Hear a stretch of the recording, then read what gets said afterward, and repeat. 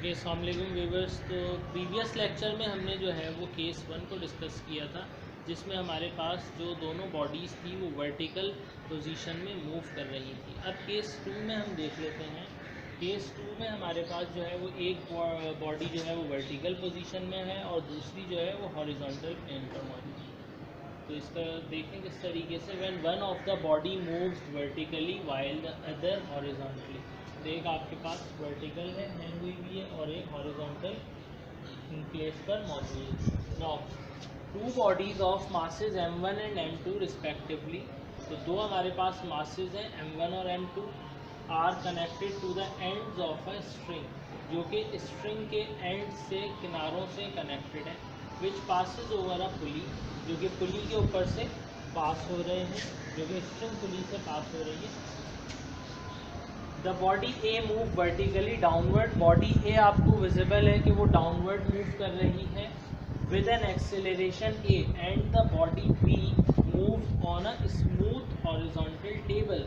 और body B जो है वो हमारे पास स्मूथ हॉरिजॉन्टल टेबल पर मौजूद है, जो उस पोजीशन पर डिस्प्लेस करेगी towards the pulley with the same acceleration, जो कि पुली के तरफ अगर जा रही है और सेम एक्सेलरेशन रहेगी, क्योंकि स्ट्रिंग एक है हमारे पास।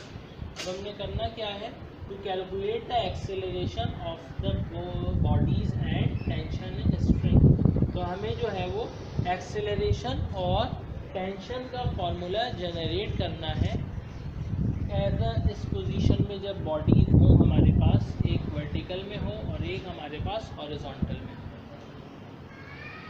सो अब हम बॉडी ए के लिए बात कर लेते हैं। जैसा हमने केस 1 में ड्राइव किया था, फॉर बॉडी ए के लिए जो इक्वेशन ड्राइव हुई थी, यहाँ केस 2 में भी एज इट इज़ जो बॉडी ए है उसके लिए वही इक्वेशन ड्राइव होगी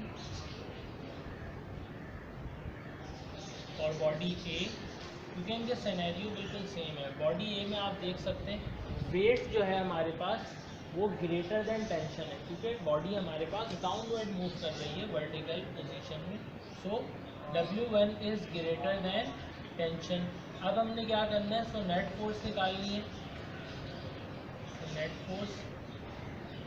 नेट फोर्स के लिए हमने F1 equals to W1 minus T1, जो ग्रेटर है उसमें से लेस वाले को माइनस कर देना है। तो W1 माइनस T1 कर दिया हमने। अब according to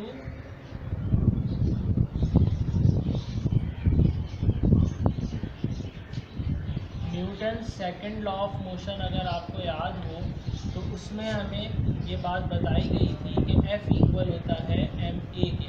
for this condition F1 equals to m1a, a same रहेगा दोनों बॉडीज़ के लिए, तो इस वजह से a के साथ हम 1 या 2 नहीं लिख सकते। और वेट का एक फार्मूला हमारे पास हुआ करता था W इक्वल्स टू mg, तो W1 इक्वल्स टू m1g1। इन दोनों को हम क्या करेंगे, put F and W1, F1 and W1 in equation 1, और इस वाली इक्वेशन को हम नाम देंगे 1 का। तो इस इक्वेशन में जब हम पुट करेंगे F1 और W1 की वैल्यू, तो कुछ मेरे पास जो न्यू इक्वेशन जनरेट होगी वो इस तरह होगी, m1a equals to m1g minus t। तो इसको हम नाम दे देते हैं इक्वेशन a का। तो इसके बाद अब हम इक्वेशन बी की बात कर लेते हैं। तो इक्वेशन बी के लिए हमारे पास क्या कंडीशन है, अगर आप इक्वेशन बी को देखें, अगर हम इसको ड्राइव करें इक्वेशन बी के लिए, तो सिंपल है, आपके पास आपको यहाँ पर कुछ चेंजेस हैं। फॉर बॉडी बी के लिए यहाँ पर जो आपके पास सिनेरियो है, यहाँ पर दो ही इक्वेशंस थी फॉर बॉडी ए में, वेट और टेंशन। अब यहाँ पर जो हमारे पास सिनेरियो जनरेट हो रहा है, इसमें थ्री टाइप की फोर्सेस हैं। एक वेट 2 है, एक नॉर्मल रिएक्शन जो R से रिप्रेजेंट होता है, और एक टेंशन T है। अब हमें ये चीज़ क्लियरली विजिबल है कि वेट और रिएक्शन जो है ये दोनों इक्वल फोर्सेस हैं, जिसकी वजह से ये वेट हमारा इस पोजीशन पर बैलेंस कर रहा है, बॉडी बी जो है वो इस पोजीशन पर बैलेंस कर रही है।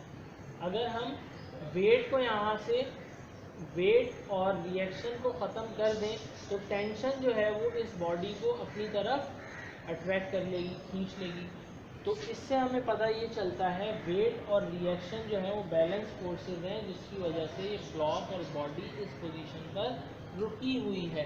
तो नेट फोर्स हमारे पास क्या जनरेट होगी, तो हमारे पास कुछ इस तरीके से हम इसको रिप्रेजेंट करवा सकते हैं बिफोर नेट फोर्स के हमारे पास वेट और रिएक्शन जो है वो इक्वल है। तो इन दोनों ने एक दूसरे को जब कैंसिल आउट किया तो हमारे पास जो नेट फोर्स जनरेट हुई फॉर बॉडी 2 के लिए वो हमारे पास इक्वल है T के, खाली टेंशन हमारे पास बच गई F2 इक्वल्स टू T। और फिर यहाँ पर हम जो है वो ये चीज़ रिप्रेजेंट करवा सकते हैं कि F2 हमारे पास बराबर होता है इस चीज़ के, F2 हमारे पास बराबर होता है M2A के।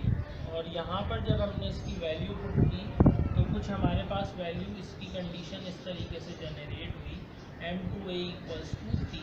और इस वाली इक्वेशन को हम बोलेंगे इक्वेशन B।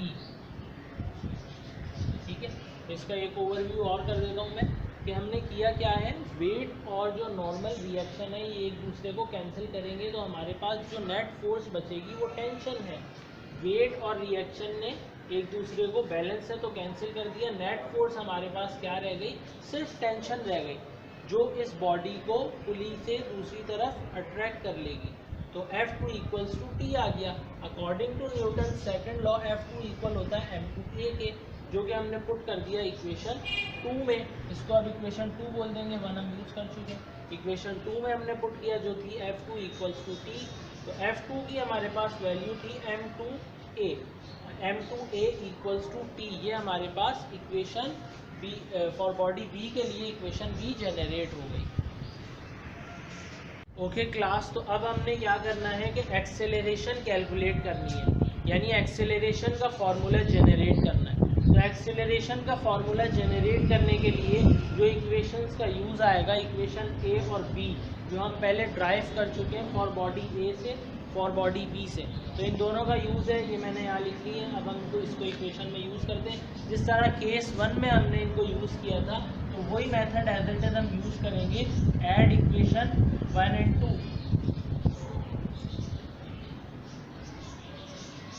तो जब आप इक्वेशन 1 और इक्वेशन 2 को ऐड करेंगे, ऐड करने का प्रोसीजर आपको मालूम है। लेफ़्ट साइड वाली इक्वेशन को आप लेफ़्ट साइड वाली इक्वेशन से ऐड करते हैं और राइट साइड वाली इक्वेशन को आप जो है वो राइट साइड वाली इक्वेशन से ऐड करते हैं।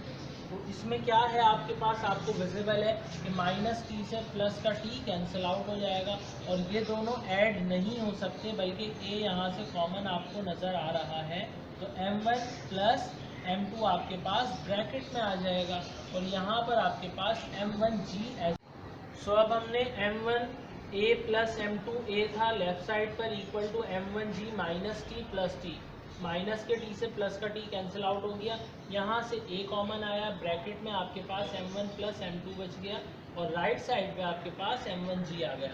अब ये ब्रैकेट जो है वो a से मल्टीप्लाई में आपने a कैलकुलेट करना है, तो आपके पास ये ब्रैकेट जाकर m1g से डिवाइड हो जाएगा, m1 प्लस m2, और ये आपका एक्सेलरेशन का फॉर्मूला जनरेट हो गया।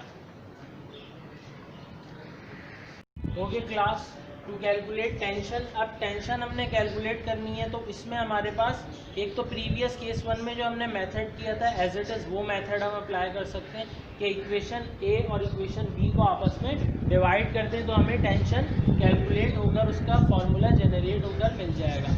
और एक तरीका इसका ये भी है कि आपने जो अभी एक्सेलरेशन का फॉर्मूला जनरेट किया है उस A की वैल्यू को सिंपल आप उठाकर इक्वेशन B में पुट कर दें तो आपके पास डायरेक्ट टेंशन का फॉर्मूला जनरेट हो जाएगा।